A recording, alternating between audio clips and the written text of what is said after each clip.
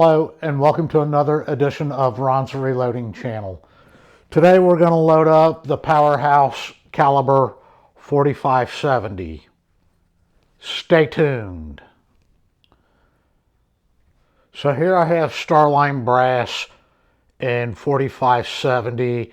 I've measured my cases already and they're coming out at 2.098. Maximum overall length is 2.100. And if you are going to load a 325 grain FTX projectile, you would have to trim the case down to 2.040. So I have loaded some of the 325 grain FTX projectiles, and you can see there's a little bit of difference on the cases. I'm not a real big fan of the 325 grain FTX, just on the simple fact that once you trim that case down, that is about the only projectile that I know of that you can load into your case that measures 2.040 inches. In this shot, I'm just trying to give you a better perspective on the different lengths of the brass. The piece of brass on the left is what I normally load, and like I said, that it measures out at 2.098, and if you're loading a 325 grain FTX projectile, you do trim down to 2.040. And this is what it looks like with my case trimmer set up. So if you decide to load the 325 grain FTX projectile, it's just so much easier if you already have at least one case trimmed down. So how we set the case trimmer up is I will just simply install my Starline brass.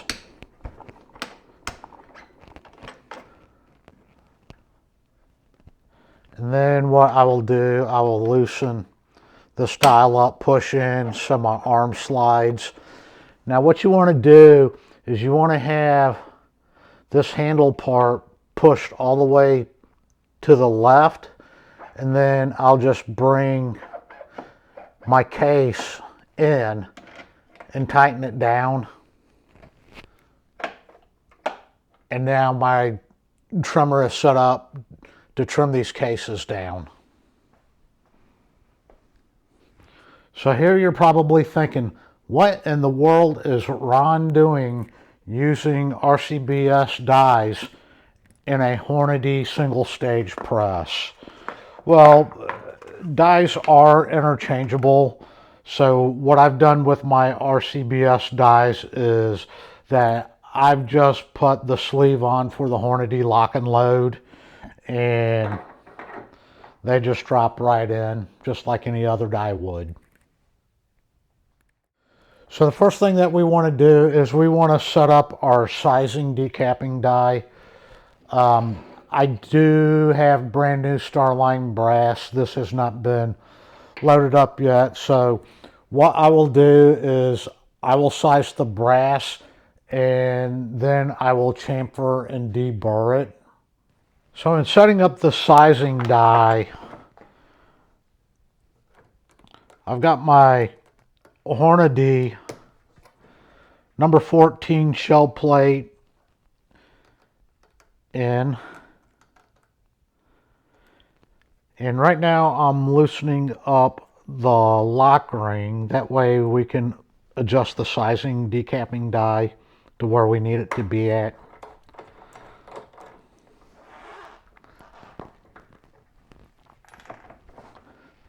So now what you want to do is you want to bring the ram all the way up to the top. And now I want to screw the die down till it barely touches the shell plate. And then we will lock our Lock ring down. I do feel a slight cam over, and that's fine.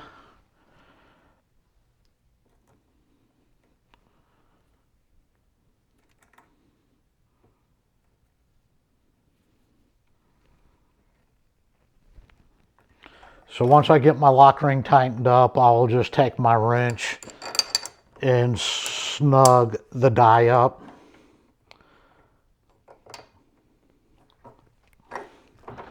And I'll go back, make sure that I feel slight cam over.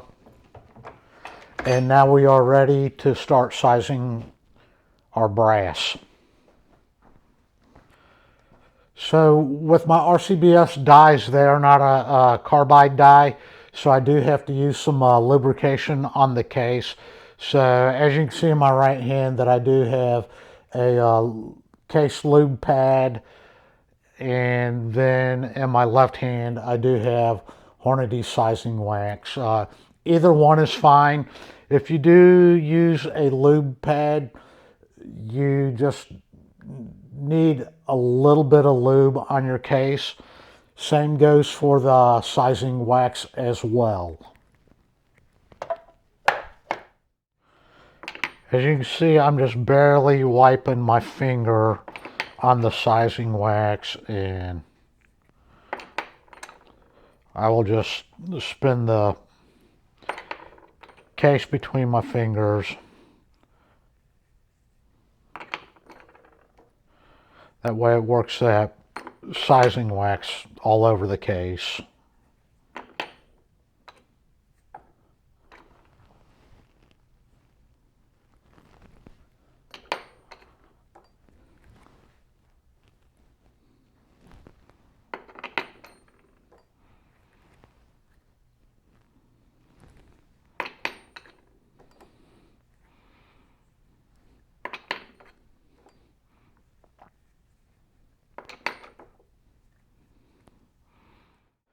Now that we have our sizing die set up and our brass lubed,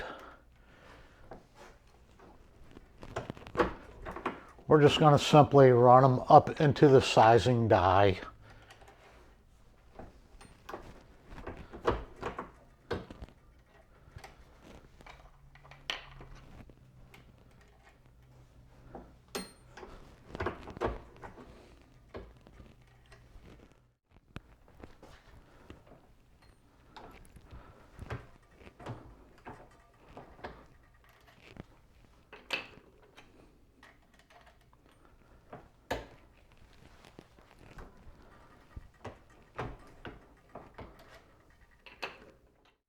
If I were decapping our brass while we were sizing, I would just simply run this nut up, and then I would just turn the spindle down, and right here you can see the decapping pin coming down.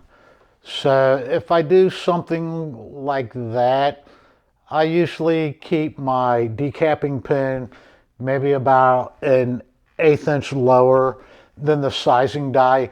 But since I use a universal decapping die, I just leave this decapping pin up into the sizing die and just lock it down.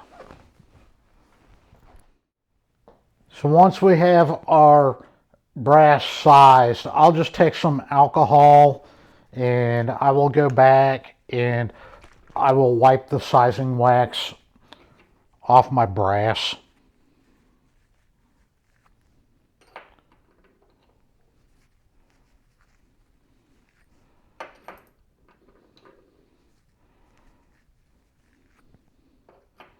So now we're just ready to chamfer and deburr the brass. You don't have to put a lot of pressure on it. All you just want to do is clean the case mouth up.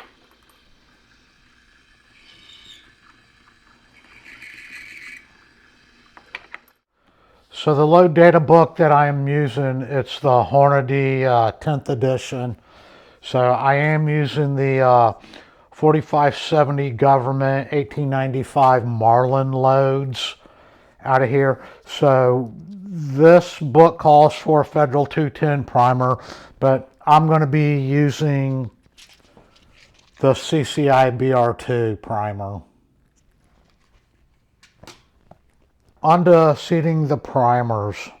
So what I will do is I will take out whatever dye I have in the press for now. And with the Hornady single stage press, you only get one primer arm, but you have a primer cup that's a little bit smaller for your small primers. And I've just went out and bought an extra primer arm and spring and cup. That way all I have to do is just replace this whole component in my press without having to worry about losing that little spring or the primer cup. Now we're ready to set up our case mouth expansion die, and what we will be using in this video is the 300 grain hollow point by Hornady. So when setting up the case mouth expansion die, what I have done is I want to bring the die up, then I'm going to bring the case mouth expansion stem up, and I want to run the case all the way up into the die. And what I will do is now I will turn the die clockwise until I feel resistance. And then I will bring my lock ring down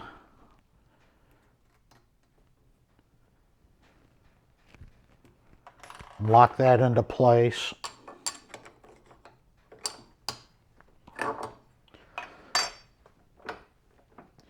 And now we're ready to start expanding our case mouth. Now that we've got our case mouth expansion die somewhat set up, I will go back and I'm going to run the case back up into the die. And then I want to turn my seating stem down. I feel resistance right there. So I'm going to bring the case back down, and then I'm going to start turning the case mouth expansion stem downward because we want to expand that case mouth a little bit.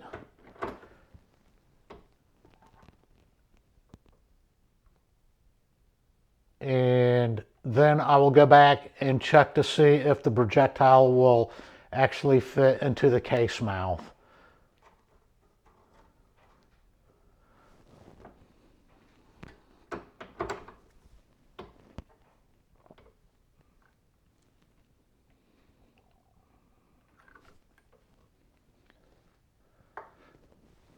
This part here is the tedious part of loading, in my opinion. So I don't want to expand that mouth too much, but you know, we have to expand it enough to get our projectile to fit into the case mouth.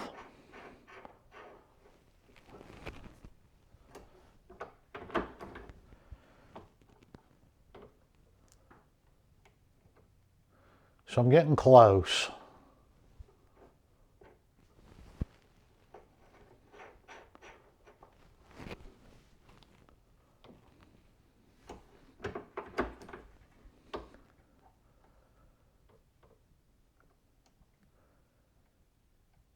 And we're almost there.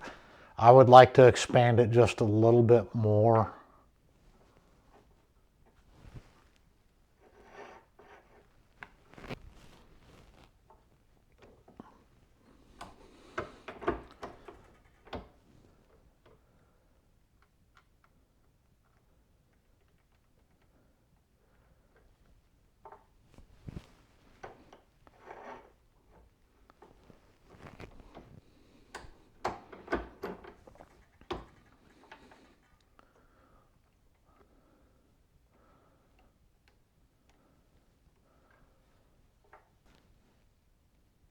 And that looks pretty good right there.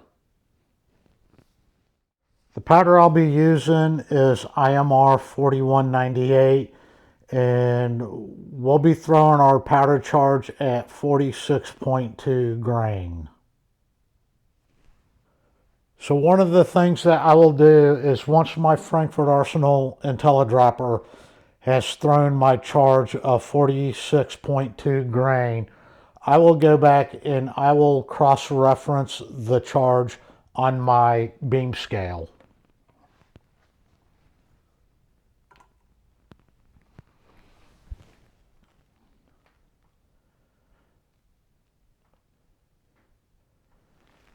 And that looks good, so I will just load the powder into my case.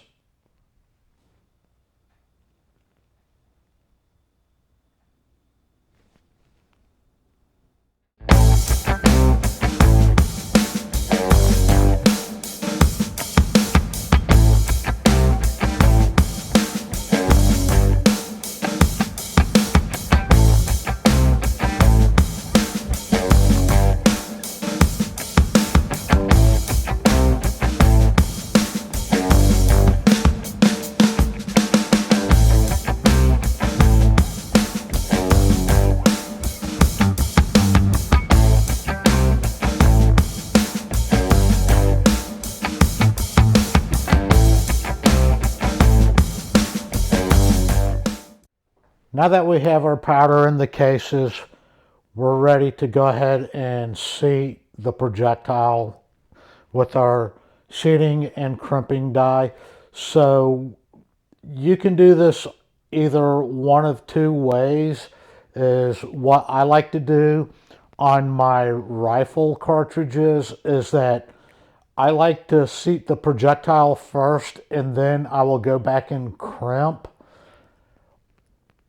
Or if these were just plinking loads that I was making here, I would just seat the projectile and crimp all in one stroke. But since I'm testing these to deer hunt this coming deer season out in Kansas, is that I'm going to do this portion in two separate steps. So now we're ready to set up the seating die. So what I will do is I'll put a case into the shell plate. I'll run the ram up. What I have done is I have backed out the seating die pretty far. And now what I'm going to do is I'm going to turn the die clockwise till I feel resistance on the die. So now on the top of my die, I have marked a line. So now that I have resistance, I want to back the die out one turn. There's a half a turn. There's a one turn. And now I'm going to bring my lock ring down. And I'm going to tighten this up.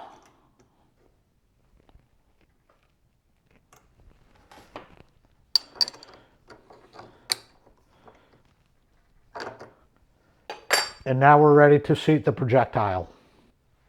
With seating the projectile, we want to be at 2.550 inches.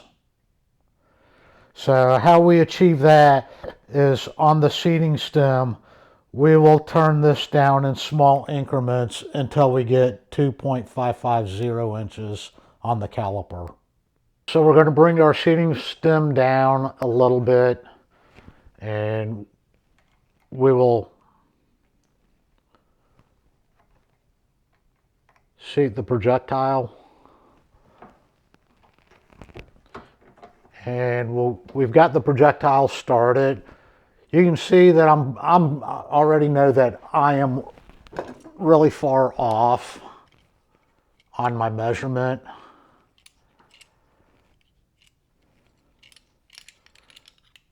But that's okay. I would rather be too long than too short. So we're currently at 2.761. So we got a little ways to go. So now we're getting closer. So I'll start doing small turns on the seating stem.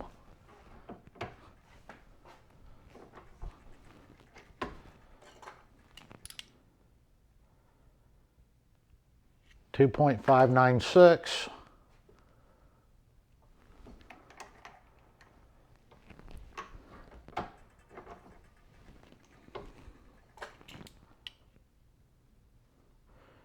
2.574.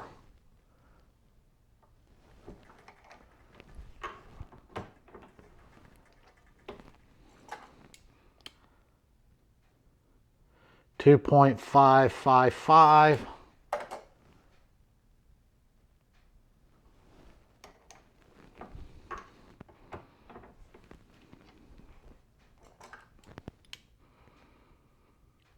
2.554.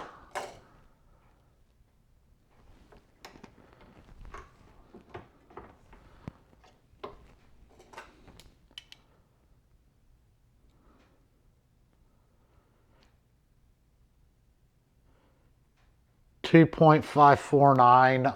I'm good with that. These are hunting grounds that I am loading up. So, I mean, 1/1000th of an inch, to me, it's not going to make that big of a difference.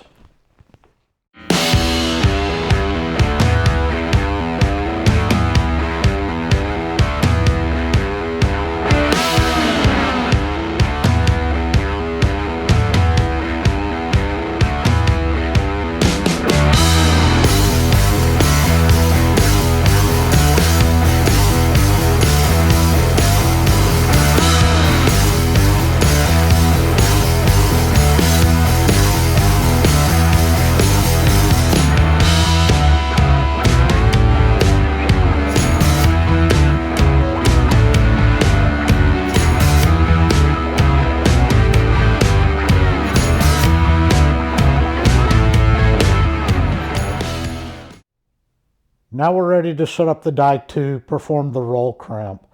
So what I will do is I will bring the seating stem back up real high. That way when we go to perform our roll crimp, that the seating stem is not pushing the projectile further down into the case. So what I've done here is I've loosened up our lock ring, and we're going to take the projectile. I'm going to back my die out maybe another turn just to ensure that we're not pushing the projectile farther down into the case. Now what I'm going to do is, now that I have our projectile and case into the die, I'm going to turn the die clockwise again until I feel resistance. Then I'm going to bring the ram down, and I'm going to turn my die. I'm going to do about a quarter turn on this because I like a pretty good roll crimp on my 4570s. And we will lock the lock ring down. And once again, I'll just give it a good snug. So I can feel the cam over, and that is a good roll crimp on the 4570.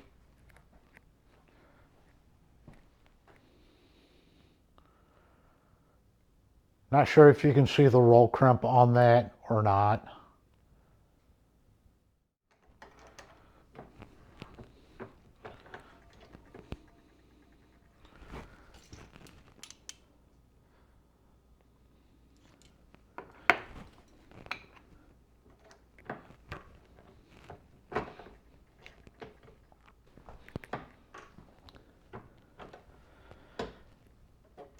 And after each time that I perform the roll crimp, I will just visually inspect the crimp.